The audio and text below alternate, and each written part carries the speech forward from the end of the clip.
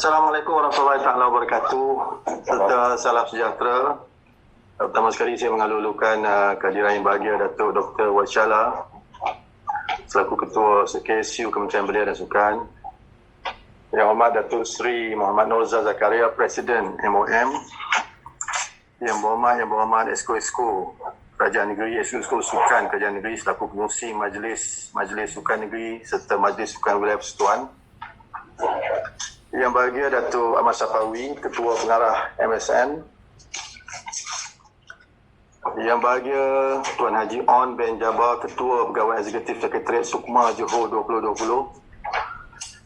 Yang bahagia Encik Ahmad Faizal Mat Ramli, Ketua Pegawai Eksekutif ISN. Yang bahagia Datuk dan pengarah-pengarah Majlis Sukan Negeri, seterusnya tuan-tuan yang saya muliakan. Pertama sekali saya ingin mengucapkan terima kasih kepada semua pihak yang dapat hadir ke mesyuarat khas Jawatan Kuasa Tertinggi Sukan Malaysia ini yang kita adakan pada petang ini secara video conferencing.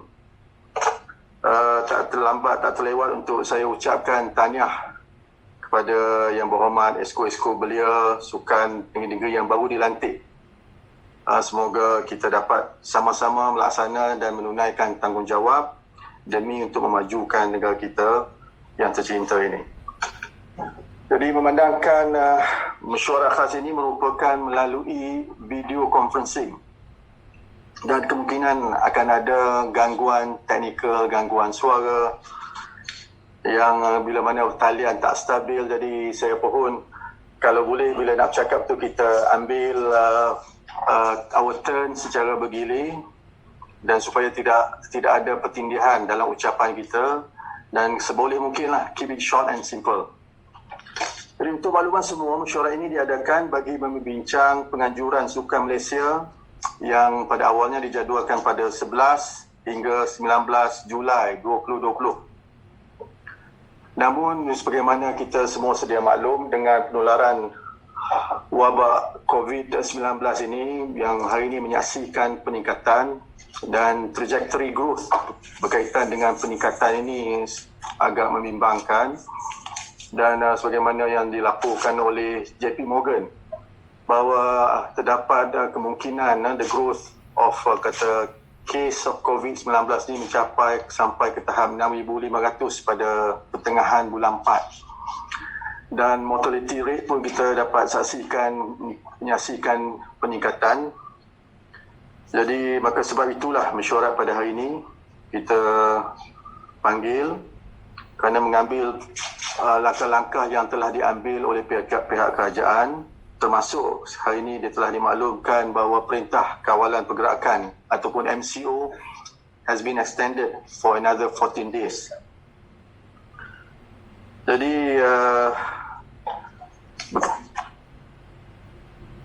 disebabkan oleh itu, maka penjodolan asal Sukma yang pada awalnya dia akan berlangsung lebih kurang 4 bulan daripada sekarang, saya fikir memerlukan penelitian semula dengan kita mengambil kira beberapa aspek, antaranya berkaitan isu kelayakan atlet-atlet, terutamanya kalau bila berlakunya penangguhan, persiapan dan latihan atlet-atlet yang terjejas, kekangan petugas kesihatan, agensi keselamatan, soal penajaan, soal promosi dan pemasaran, branding, soal media coverage, dan demikian juga yang program Sukma ataupun kejohanan Sukma ni biasanya memerlukan build up program-program yang dikatakan pra-Sukma yang tentunya akan terkesan, persiapan logistik dan kemudahan pertandingan terutamanya bagi sukan-sukan spesifik yang memerlukan supply daripada luar negara, terutamanya daripada negara-negara yang telah mengenakan lockdown, dan demikian juga berkaitan dengan penginapan atlet semasa tamasya.